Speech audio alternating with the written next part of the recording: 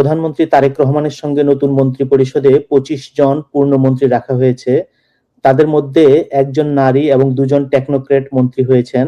তারেক রহমানের নেতৃত্বে গঠিত প্রথম মন্ত্রিসভার আকার ছোট হবে মনে করা হলেও শেষ পর্যন্ত 50 সদস্যের মন্ত্রী পরিষদ ঘোষণা করেছে বিএনপি। নতুন এই সরকারে যারা মন্ত্রী প্রতিমন্ত্রীর দায়িত্ব পেয়েছেন তাদের মধ্যে 41 জনই প্রথমবারের মতো গুরুত্বপূর্ণ এমন দায়িত্ব পেলেন।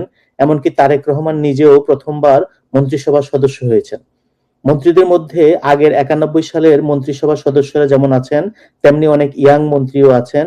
বিএনপির শীর্ষ নেতাদের মধ্যে দলের মহাসচিব মির্জা ফখরুল ইসলাম আলমগীরকে দেওয়া হয়েছে স্থানীয় সরকার, পল্লী উন্নয়ন ও সমবায় মন্ত্রণালয়ের দায়িত্ব।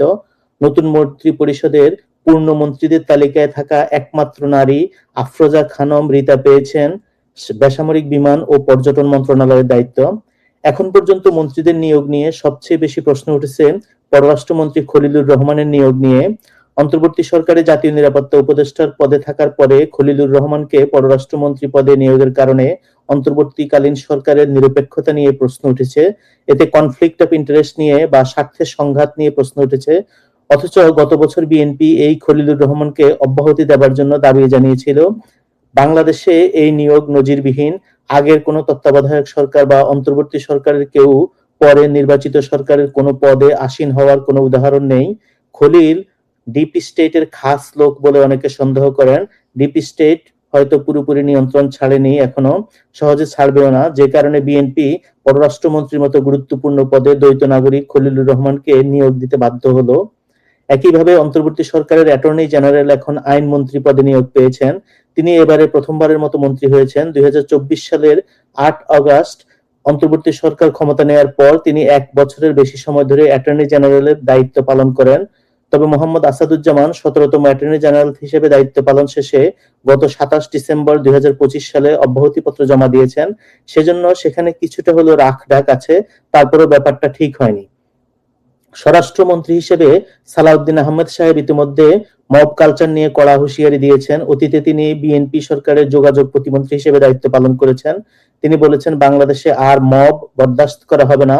নিয়মতান্ত্রিক উপায়ে দাবি দেওয়ার জন্য সভা সমাবেশ করা যাবে, কিন্তু মব করে কোনো কিছু আদায় হবে না।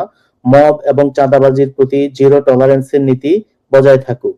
এখন পর্যন্ত সোশ্যাল মিডিয়াতে সবচেয়ে আলোচিত মন্ত্রী হচ্ছেন শিক্ষামন্ত্রী এহসানুল হক মিলন। তিনি 2001 থেকে 6 সাল পর্যন্ত খালেদা জিয়ার দ্বিতীয় মন্ত্রিসভায় শিক্ষা প্রতিমন্ত্রী হিসেবে দায়িত্ব পালন করেন এবং নকল বিরোধী আন্দোলনের মাধ্যমে দেশব্যাপী ব্যাপক পরিচিতি লাভ করেন। সেজন্য এবারেও মানুষ আশা করছে দেশের পরীক্ষাগুলিতে নকল করা বন্ধ হবে বা কমে আসবে। চট্টগ্রামের প্রথম অর্থমন্ত্রী, সড়ক মন্ত্রীর চাঁদাবাজির সাফাই এবং ঋণ খেলাপি ধর্মমন্ত্রী। প্রধানমন্ত্রী তারেক রহমানের সঙ্গে নতুন মন্ত্রী পরিষদে অর্থমন্ত্রী হয়েছেন আমির খসরু মাহমুদ চৌধুরী। খালেদা জিয়ার সরকারে তিনি ছিলেন বাণিজ্য মন্ত্রী, এবারে অর্থ ও পরিকল্পনায়। বাংলাদেশে সাধারণত অর্থমন্ত্রী হন সিলেট থেকে এবং বাণিজ্য মন্ত্রী হন চট্টগ্রাম থেকে। Shah AMS Kibria, M A Muhith, Saifur রহমানের মতো হেভি ওয়েট অর্থমন্ত্রীরা সিলেট বিভাগে ছিলেন। এবারে তারেক রহমান সেটা উল্টে দিয়েছেন। চট্টগ্রামে তিনি নির্বাচনী প্রচারণায় অর্থমন্ত্রী চট্টগ্রাম থেকে বানাবেন বলেছিলেন। তো খন্দকার আব্দুল মুক্তাদির সিলেট 1 আসনের সংসদ সদস্য, তিনি তারেক রহমানের মন্ত্রিসভায় শিল্প ও বাণিজ্য মন্ত্রণালয়ের মন্ত্রী হিসেবে দায়িত্ব পেয়েছেন। দেখা যাক সিলেট এবং চট্টগ্রামের মধ্যেকার অর্থ ও বাণিজ্য মন্ত্রণালয়ের এই পরিবর্তনের ফল কেমন দাঁড়ায়। ঢাকা 10 আসন থেকে বিজয়ী শেখ রবিউল আলমকে দেওয়া হয়েছে সড়ক পরিবহন ও সেতু, রেলপথ এবং নৌ পরিবহন মন্ত্রণালয়ের দায়িত্ব। তিনি এবারে প্রথমবারের মতো মন্ত্রী হয়েছেন। সড়ক পরিবহন মন্ত্রী ইতোমধ্যে চাঁদাবাজি নিয়ে কথা বলে আলোচনায় এসেছেন। সরকার এবং বাংলাদেশের বিভিন্ন সেক্টরে নন ট্র্যাডিশনাল অনেক ট্রানজেকশন হয় যেগুলির নিয়ন্ত্রণ সরকারের কাছে নেই। সবকিছুকে গড়ে দুর্নীতি বলে দিলে হবে না, সব জায়গায় পুলিশিং করাও যায় না। কিছু ক্ষেত্রে চাঁদাবাজ, দখলবাজ, দুর্নীতিবাজ এসব বলা যায় না, কারণ আবহমান কাল থেকে এভাবে চলে আসছে।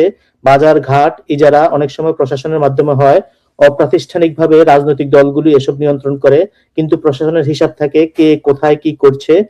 ভেতরের খবর না জানলে দূর থেকে এসবকে দুর্নীতি মনে হবে, কিন্তু এভাবেই চলে আসছে। হাট বাজার, নদীর ঘাট, OMS dealership, public toilet, tempo stand, ফুটপাতের বাজার, হকার্স মার্কেট, এরকম যত জায়গায় টাকার লেনদেন হয় ক্ষমতাসীন দলের পাতি নেতারা এসব জায়গায় অলিখিতভাবে প্রশাসন নিয়ন্ত্রণ করে। রাতারাতি এসব পরিবর্তন হবে না। কুমিল্লা থেকে 6ষ্ঠবারের মতো সংসদ নির্বাচিত হয়েছেন বিএনপির নেতা কাজী শাহ মোফাজ্জল হোসেন কায়কোবাদ। বিএনপির সর্বশেষ সরকারে তিনি ধর্ম প্রতিমন্ত্রী ছিলেন। এই দফায় তিনি পূর্ণমন্ত্রী হয়ে পেয়েছেন ধর্ম মন্ত্রণালয়ের দায়িত্ব। রিন খেলাফি একজন মানুষ ধর্মমন্ত্রী হয়েছেন বলে সোশ্যাল মিডিয়াতে রাওয়ার সভাপতি আব্দুল হকের অভিযোগ দেখা গেছে। আইন ও সড়ক মন্ত্রীর মতো মোট 16 জনকে এই মেয়াদে প্রথমবারের মতো পূর্ণমন্ত্রী করেছেন তারেক রহমান। লক্ষ্মীপুর থেকে বিজয়ী বিএনপির যুগ্ম মহাসচিব শহীদউদ্দিন চৌধুরী অ্যানি পেয়েছেন পানি সম্পদ মন্ত্রণালয়। 2026 সালের ত্রয়োদশ জাতীয় সংসদ নির্বাচনে শহীদউদ্দিন চৌধুরী অ্যানি তৃতীয়বারের মতো লক্ষ্মীপুর 3 আসনের সংসদ সদস্য নির্বাচিত হয়েছেন। রাজশাহীর সাবেক মেয়র মিজানুর রহমান মিনুকে দেওয়া হয়েছে ভূমি মন্ত্রণালয়ের দায়িত্ব। মিনু 2001 সালের 8ম জাতীয় সংসদে রাজশাহী 2 আসন থেকে সংসদ সদস্য নির্বাচিত হন।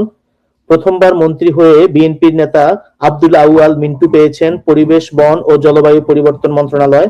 তিনি এফবিসিসিআই এর সাবেক প্রেসিডেন্ট।